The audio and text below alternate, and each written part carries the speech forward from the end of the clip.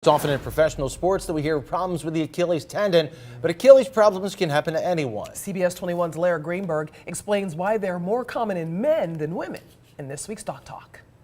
Let's face it, men and women are built differently, and unfortunately for men, this means they tend to have more issues with their Achilles than women. And the Achilles tendon is no joke. It's just a tendon, but it could land you in a boot or surgery if you don't take care of it properly.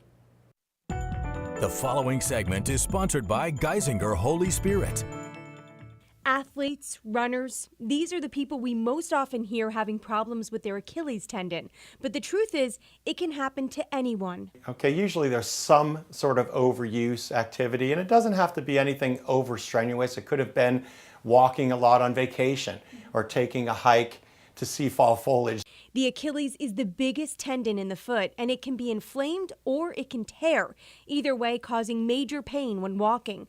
And doctors say it tends to be more common in men. Men's feet are a little bigger and the foot is like a lever, so the tendon has to work a little harder, to propel guys that are typically bigger than women. Most often, tight calves are to blame for Achilles tendinitis or an inflamed Achilles, but when it comes to an actual tear, blood supply doesn't help either. So the blood supply comes from the outside in.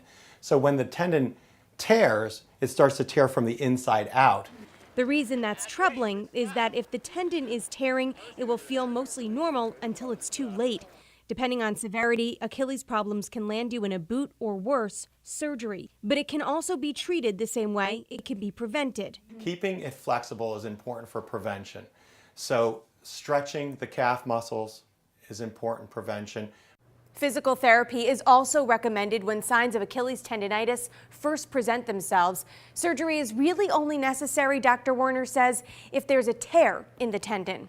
With this week's Doc Talk, I'm Lara Greenberg, CBS 21 News.